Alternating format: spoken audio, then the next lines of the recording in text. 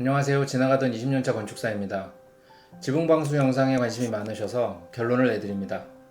자재 광고, 업체 광고는 없습니다. 구독자님 덕분에 공부 많이 했어요.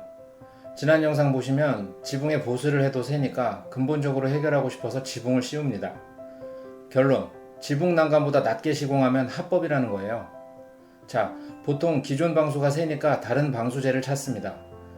요즘 방수제는 성능이 엄청납니다. 그런데 그걸로 해결될까요? 시작이 잘못됐다는 거예요. 오늘 영상 끝까지 보시면 불필요한 지출을 줄이실 수 있습니다. 바로 시작합니다. 우레탄 방수는 너무 좋은 방수제입니다. 저렴하고요. 시공도 쉬운 편입니다. 하지만 약간의 문제가 있습니다. 첫 번째로 콘크리트 슬라브가 충분히 건조되지 않은 상태로 우레탄을 시공하면 수분이 날아가지 못하고 습기가 우레탄을 밀어냅니다. 열화라고 하죠. 그러면 이렇게 볼록 튀어나오고 방수는 돌아가신다는 거예요. 자, 이런 상태는 100% 초기 시공자가 급하게 시공해서 그런 겁니다. 반대로 건축주가 서둘러서일 수도 있죠. 두 번째로 우레탄은 태양에 노출되면 천천히 굳습니다. 경화라고 하죠. 하지만 콘크리트는 온도에 따라 10m에 1에서 1.5cm 정도 줄어들었다 늘어났다 합니다. 수축 팽창이라고 하죠. 그러면 지붕 슬라브 늘어날 때 굳은 우레탄은 또 돌아가신다는 거예요. 그래서 우레탄 수명이 2-3년이란 얘기가 있는 겁니다.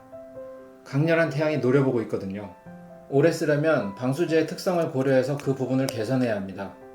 우레탄을 뭔가로 가려야겠죠. 첫 번째는 최소 비용입니다.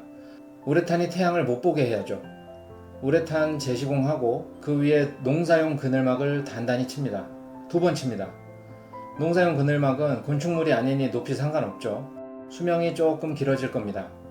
두 번째 최소 비용입니다. 우레탄이 태양을 못 보게 하고 콘크리트 온도차를 줄여야죠. 우레탄 재시공하고 그 위에 부직포 깔고 배수판 깔고 자갈 깝니다.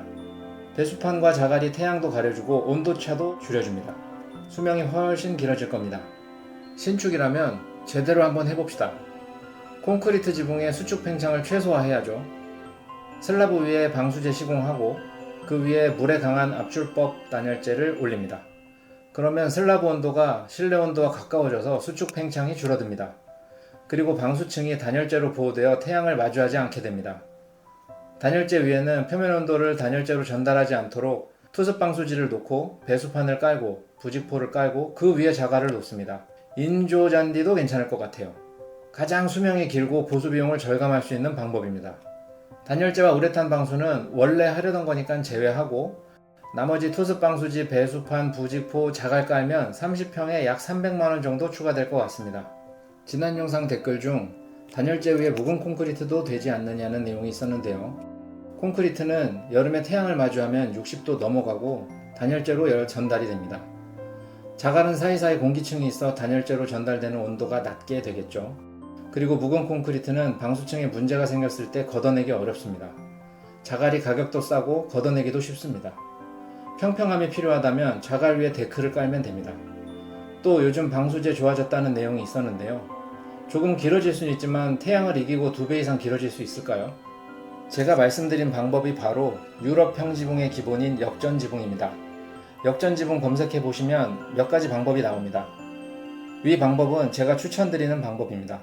몇 군데 상담받아 보시고 설득되는 곳에서 진행해 보세요. 이중 배수구만 잘 설치하면 큰 문제 없을 겁니다.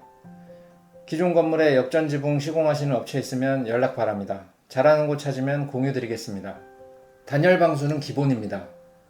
뇌피셜이지만 비새는 평지붕이 90%는 되는 것 같습니다. 건축사로서 이런 말씀 드리기는 좀 그렇지만 설계사는 단열 방수 최소 기준만 맞춰 설계합니다. 소형 건물 건축주나 아파트 주상복합 시행사는 최소 공사비를 원하고요. 복잡한 디테일은 시공사가 싫어합니다. 제 경험상 못한다고 말하는 시공사가 대부분입니다. 지금 아파트, 전원주택, 상가주택 할 거 없이 하자 때문에 난리입니다. 대형 건설사에 지금 입주하는 아파트도 하자 뉴스 계속 나오죠. 박 소장님 같이 제대로 시공하시는 분들한테는 죄송합니다만 공사비가 많이 오른 2022년 전후에 지은 아파트 주택은요, 다 잠재적 하자 건물입니다. 시공사 잘못이 아니라 기존 공사비로 진행이 안 돼요. 저는 공공기관 상대로 설계를 하고 있는데요. 공사비를 예산에 맞추는 게 정말 힘듭니다. 예비 건축주분이 저를 찾아오시면 드리는 말씀이 있습니다. 건설 시장이 다 무너졌습니다. 지금은 짓지 마세요.